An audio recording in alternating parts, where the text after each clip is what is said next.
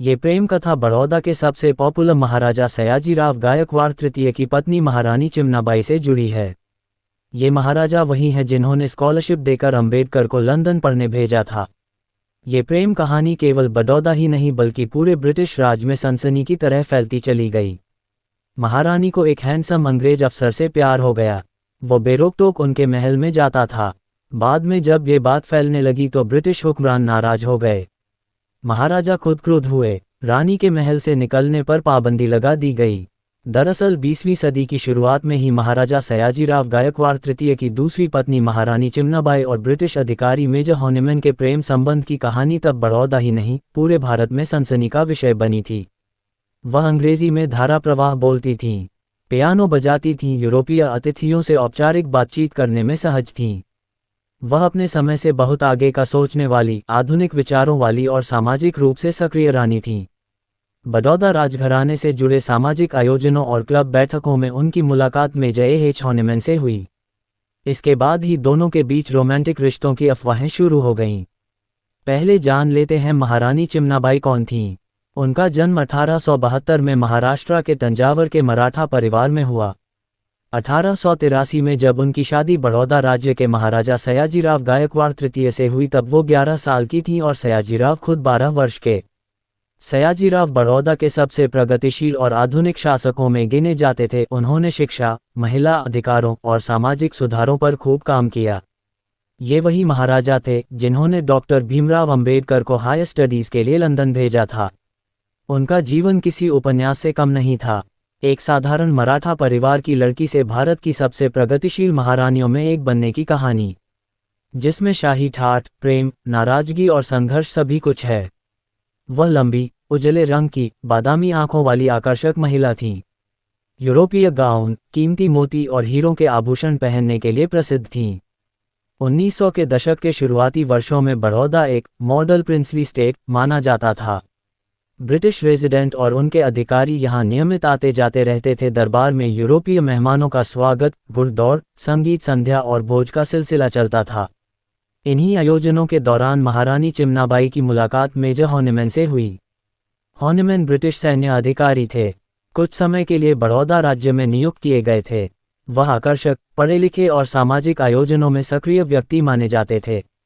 महारानी चिमनाबाई और वे अक्सर एक ही शकल में दिखाई देने लगे, घुड़दौड़, डिनर पार्टियों और चैरिटी कार्यक्रमों में।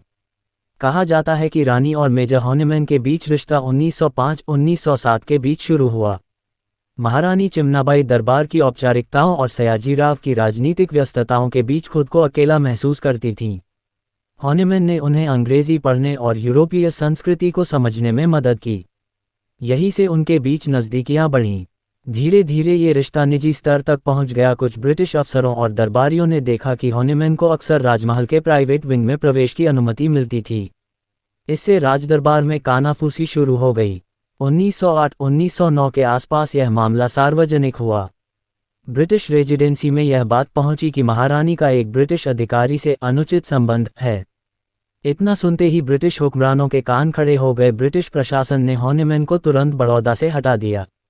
किसी भारतीय महारानी और अंग्रेज अधिकारी का रिश्ता साम्राज्य की प्रतिष्ठा पर सवाल था, क्योंकि यह सत्ता के रिश्ते की सीमाओं को लांघता था। महारानी पर निगरानी रखी गई। सयाजीराव गायकवाड़ अपनी पत्नी को सार्वजनिक रूप से कभी अपमानित नहीं करना चाहते थे, लेकिन दबाव में उन्होंने महारानी चिमनाबाई को राजमहल के भीतर सीमित कर दिया गया। दरअसल जब 1908-1909 उनके और मेजर एच हॉनिमैन से बीच अफेयर की चर्चाएं होने लगी तो इसका असर बड़ौदा दरबार पर पड़ा।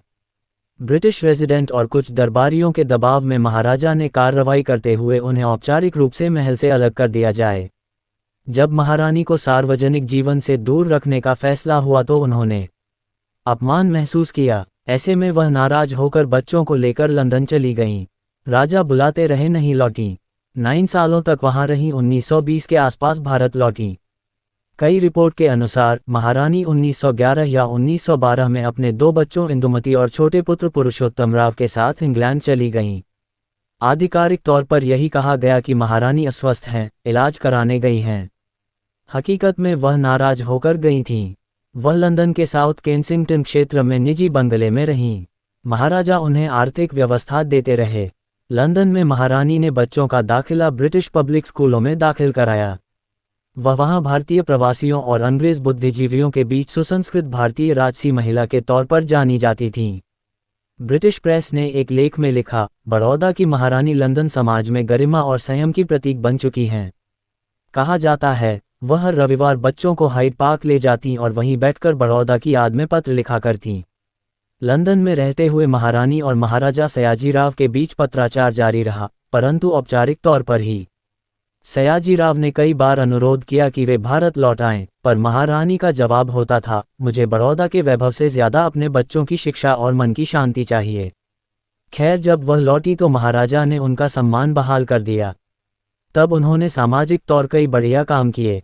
महारानी बहुत बुद्धिमान महिला थीं। उन्होंने बड़ौदा दरबार की महिलाओं को शिक्षा देने और पर्दा प्रथा को खत्म करने की पहल की। उनकी पर्सनैलिटी में यूरोपीय शिष्टाचार और भारतीय गरिमा दोनों का अद्भुत मिश्रण था। समकालीन अंग्रेज अधिकारियों ने उन्हें भारतीय राजघरानों की सबसे सौम्य और आकर्षक महिलाओं में एक कहा। महारानी चिमनाबाई द्वितीय का निधन 1958 में हुआ। उनके नाम पर आज भी बड़ौदा में महारानी चिमनाबाई स्त्री उद्योगालय, चिमनाबाई रोड और महारानी गर्ल्स हाई स्कूल मौजूद हैं। बेशक उनका प्रेम प्रसंग इतिहास का हिस्सा है, पर उनकी असली पहचान एक संवेदनशील सुधारक रानी के रूप में भी दर्ज है। कुछ आधुनिक लेखकों का मत है कि यह रिश्ता असल में संवेदनात्मक लगाव था, जिसे औपनिवेशिक समाज ने बदनाम कर दिया। ऐसी ही और जानकारी के लिए हमारे चैनल को सब्सक्राइब करें।